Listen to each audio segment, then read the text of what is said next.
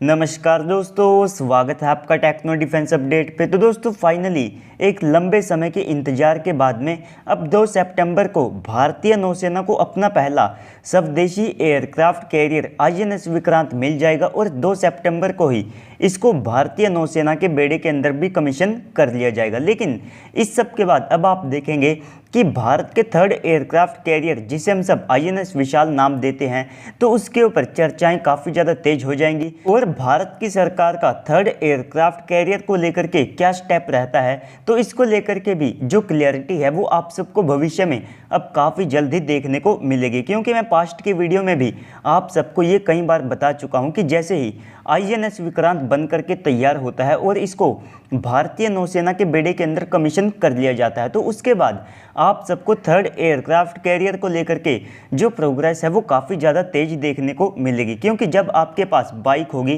तभी उसके बाद आप एक गाड़ी को लेने का सोचेंगे। तो अब भारतीय नौसेना के पास पहले से ही एक 45,000 टन का एयरक्राफ्ट कैरियर मौजूद हो जाएगा। तो इसके बाद में अब उनके लिए जो डिसीजन है वो काफ़ी ज़्यादा आसान हो जाएगा कि उनको अब कैसे और कितने बड़े एयरक्राफ्ट कैरियर के ऊपर काम करना चाहिए। तो दोस्तों अगर आप थर्ड एयरक्राफ्ट कैरियर के लिए भारतीय नौसेना के सामने ऑप्शंस को देखते हैं तो यहाँ पर माना जाता है कि भारतीय नौसेना के सामने 2 बड़े ऑप्शंस मौजूद है। तो भारतीय नौसेना तो पिछले काफ़ी ज़्यादा लंबे समय से थर्ड एयरक्राफ्ट कैरियर के लिए पुश करती आई है कि हमारे बेड़े में लगभग 3 एयरक्राफ्ट कैरियर होने चाहिए, जिससे कि 2 को हम हमेशा एक्टिव रख सके। तो अगर आप भारतीय नौसेना के सामने 2 ऑप्शंस की बात करते हैं तो सबसे पहले तो आईएनएस विक्रांत के माध्यम से हमारा जो कोचिन शिपयार्ड लिमिटेड है, तो इन्होंने ज़बरदस्त कैपेबिलिटीज़ को यहाँ पर मास्टर किया है और भारत ने एक काफ़ी ज़्यादा बड़े इंफ्रास्ट्रक्चर को खड़ा किया है, जिससे कि हम भविष्य में और एयरक्राफ्ट कैरियर को भी यहाँ पर बना सकते हैं। तो सबसे पहले तो कोचिन शिपयार्ड लिमिटेड ने यहाँ पर ये ऑफर दिया है कि अगर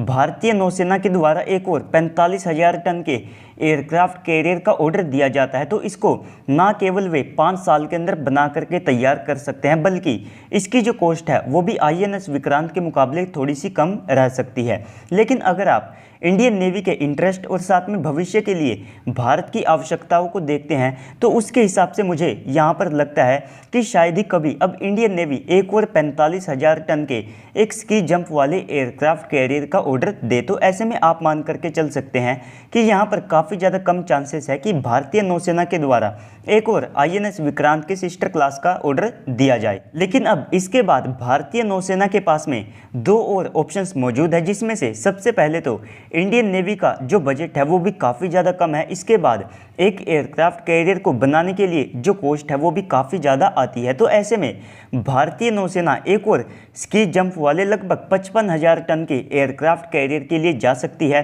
जिसको वे अपने बेड़े में शामिल कर सकते हैं। और अगर आप इसको आईएनएस विक्रांत से कंपेयर करेंगे तो इसका जो डिस्प्लेसमेंट है वो भी लगभग 10,000 टन ज़्यादा होगा। इसके अलावा ये आईएनएस विक्रांत के मुकाबले थोड़े ज़्यादा एयरक्राफ्ट को भी अपने साथ कैरी करने में सक्षम होगा। तो ऐसे में कम बजट के हिसाब से ये जो एयरक्राफ्ट कैरियर है ये भारतीय नौसेना के लिए हो सकता है और ये कैरियर आईएनएस विक्रांत जैसा ही होगा, बस उससे इसका जो साइज़ है वो यहाँ पर थोड़ा ज़्यादा बड़ा होगा और इसकी जो कैपेबिलिटीज़ हैं वे आईएनएस विक्रांत से थोड़ी सी ज़्यादा होगी। लेकिन ये आईएनएस विक्रांत की टेक्नोलॉजी के ऊपर बेस्ड होगा और इसका जो डिज़ाइन है वो भी आईएनएस विक्रांत का ही होगा। तो ऐसे में इसकी जो कॉस्ट है वो भी यहाँ पर थोड़ी सी कम होगी। तो ऐसे में ये भारतीय नौसेना के लिए एक आइडल ऑप्शन हो जाता है कि वे अपने कम बजट के कारण एक 55,000 टन के एयरक्राफ्ट कैरियर को यहाँ पर बनवा सकते हैं। तो ये सारी सिचुएशन भारतीय नौसेना के कम बजट को देखते हुए थी। लेकिन इसके बाद अगर आप भारतीय नौसेनाओं की इच्छाओं और उनकी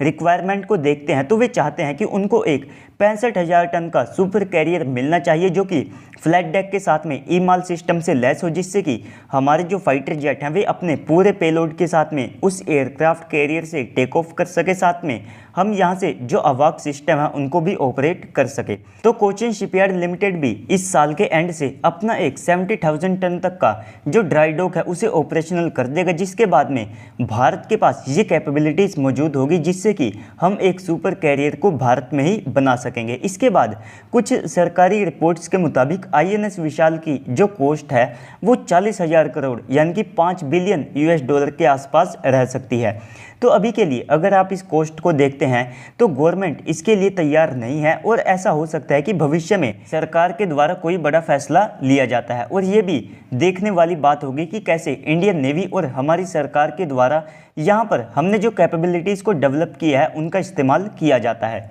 तो दोस्तों इस सब को लेकर के आपको क्या लगता है कमेंट सेक्शन में बताइएगा। साथ ही साथ आपको क्या लगता है कि भारतीय नौसेना को किस एयरक्राफ्ट कैरियर के लिए यहाँ पर जाना चाहिए, क्योंकि हमारा जो बजट है वो आज के लिए तो कम है लेकिन भविष्य में हमारा जो बजट है वो डेफिनेटली 100 बिलियन यूएस डॉलर के आसपास का रहेगा। तो दोस्तों बाकी तो अगर आपको वीडियो अच्छी लगी है तो वीडियो को लाइक कर दीजिएगा और साथ में चैनल को भी सब्सक्राइब कर दीजिएगा ताकि आपको ऐसे ही वीडियोस मिलते रहे। तो चलिए दोस्तों आज की इस वीडियो में इतना ही, मिलते हैं अगली वीडियो में, तब तक के लिए गुड बाय, जय हिंद।